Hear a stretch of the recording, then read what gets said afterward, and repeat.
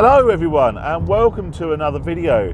Now in my last video I talked a bit about treating yourself. When you actually got some money because you're not gambling, I told you how it's a great idea to just treat yourself little and often and how that can help prevent gambling in a number of ways. If you haven't watched this video already, I'll probably tag it up above. But before I go into the subject of today's video, I wanted to touch back on that because yesterday, I don't know in case you didn't know, because I mentioned it in one of my previous videos, I had to go to hospital for a couple of things. No major issues, just a bit of issues with a couple of my joints, so that was fine.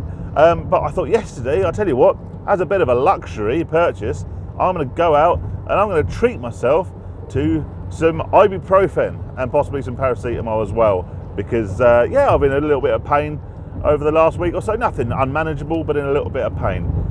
And you know what? I went to Sainsburys and I could not find, or they did not have, any ibuprofen or any paracetamol. And so I went and thought, well, while I'm here, I'll pick up a couple of other bits that I need. Got some bread. I thought, actually, yeah, I need to get some mouthwash because I'm a big advocate for the use of Listerine. I think it's fantastic stuff. If you were brought up on curries and you love your spicy food and you also like a drink or two, there is nothing better in this world than a nice strong Listerine. And did they have any Listerine? Did they? Bollocks. And apparently, after doing a little bit of research online, you can't buy mouthwash at the moment. No one has any mouthwash because it's got alcohol in it. And people are buying it to sanitize their hands. For fuck's sake, people, get a grip. Seriously, my apologies if you're one of these people. You seriously need to get a grip.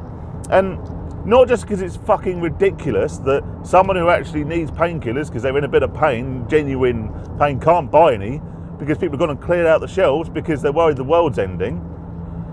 But now I can't get, like, just go and buy normal things. Things like, look, if you're going out and you're buying an extra bottle of hand sanitizer, all right, fine, cool, get it. Yeah, that's not a problem.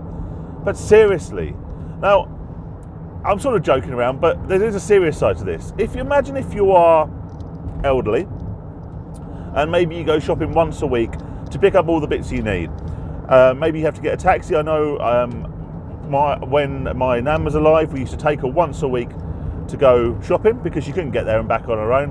And my other grandmother, who's again sadly not with us anymore, she used to get a taxi once a week to go and do her shopping. And she used to go to one shop, normally Sainsburys. Older people love Sainsburys. She used to go to Sainsburys and she used to get all her shopping in one go, and then so she knows she was set up for the week. Imagine being one of these older people and you go for your weekly shopping. You go and do your weekly shop and you can't buy any toilet rolls. You can't buy, maybe any soap. You can't buy a lot of these essentials. Why?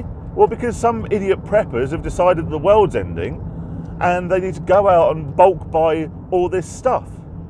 These older people, they might not be able to afford to get another taxi to go to another shop. And what if that shop hasn't got any? Because the same bloody people have been in there clearing out the shelves again. It's absolutely ridiculous. So for God's sake, let's stop this absolute nonsense.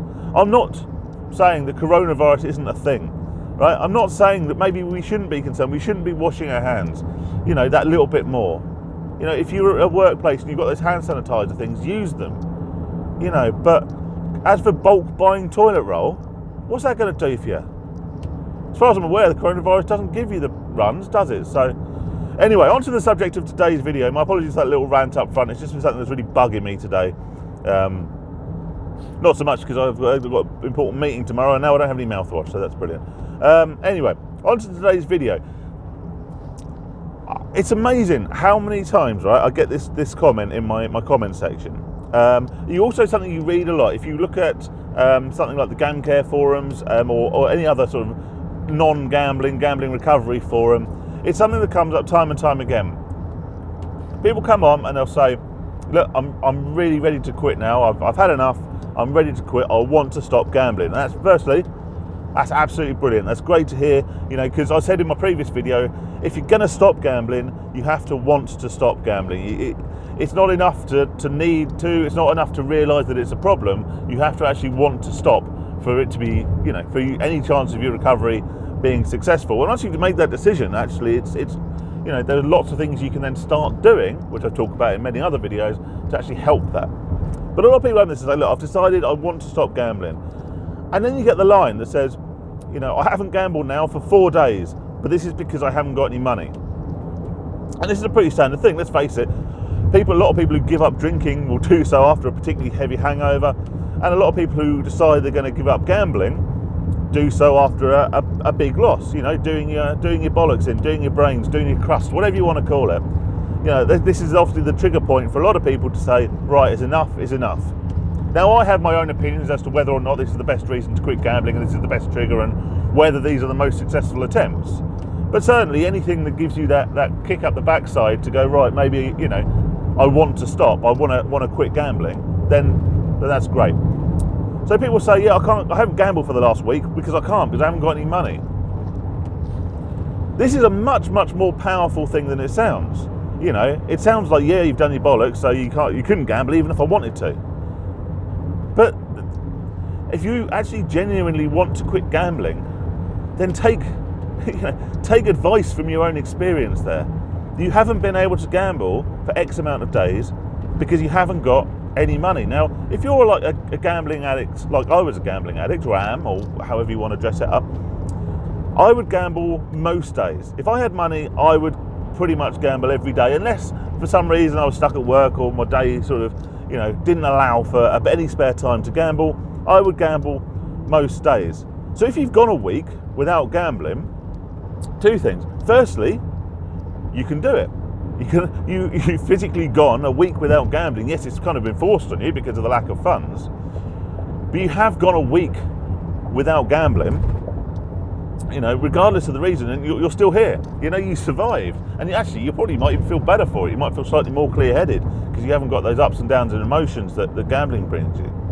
That's the first thing. The second thing, and the most important thing, and the reason kind of I'm making this video today, is you've hit the nail on the head. You haven't had access to any money, so you haven't been able to gamble. So yes, of course, you'll get paid, you'll get your benefits, whatever your form of income, however, you know, you pay your bills, however you pay your rent or your mortgage, and however you buy your food and all the rest of it, whatever source of money you have coming in, that will return. You'll get, you know, if I did my bollocks in, I know that give it the end of the month, or formerly years ago, the end of the week, I'd get some more money. So, you know, and then I start the cycle again pretty much. So if you know you've got that money coming in, but you know that all this time you haven't had access to funds, you haven't been gambling, well, the solution is obvious. Make sure that when that money comes into you, make sure that when you have money come in, you know, that you may need for other things, or you may even want for other things, then make sure you don't have immediate access to it to allow you to gamble. Now, the easiest way to do this, and I appreciate this is the easiest way only if you have access to this, the easiest way for me was simply hand over that money to someone I trust. So in my case, it would be my wife. You know, if my wife has my money, she can make sure that everything's paid, you know, and she can make sure that if I want to go out, I want to go to the pub or whatever, I'm honest with her, you know. If I want to go out and have 6 pints, I'll tell her that I'm going to go out and have 6 pints, because I'm not going to leave myself short. And you maybe I have to be a bit more honest. Maybe I have to, you know, I can't knock that extra couple of beers off me. How much have you had to drink today? Answer. But she would give me the money. She wouldn't, pretty much no questions asked, you know, unless it was incredibly vague as to why I wanted it. You know, it was my money. She was happy. You know, we have joint account, but we have our own spending money as well, you see. So she'd happily give that to me. Now, it doesn't have to be your wife. It could be your brother, your sister, your mum, your dad. You know, you could be a trusted friend. Please don't let it be a gambling friend, because that's kind of got disaster written all over it. Even, look, the very fact I'm making this video, even if they're an old friend, even if they're someone you really trust, all right, if they're a gambler, they're not necessarily going to be good with money. We've all done, well, may not have all done, but I know I've done dishonest things to get money before, and I think a lot of gamblers would be the same. So try not to trust a gambling friend, but just a friend, someone you know you trust, that you know well. You know, give them control of your money, or like I say, preferably your wife or whatever. And there you go. You know, it really is as simple as that. If you are one of these people who has said to me, or has posted online, or has just even thought, well, I haven't been able to gamble because, you know, I haven't had any money, There's your answer. Just make sure you haven't got any money and you can't gamble. It all comes back to the time, money and opportunity triangle, which we've talked about before. But just a thought for today anyway. Let me know your thoughts. Sorry about the coronavirus rant at the front end. It's just something that's really been bugging me today. Yeah, anyway, hope you had a great day. Hope you have a great week if you're watching this on Monday. And I will catch you on the next one. See you soon, guys.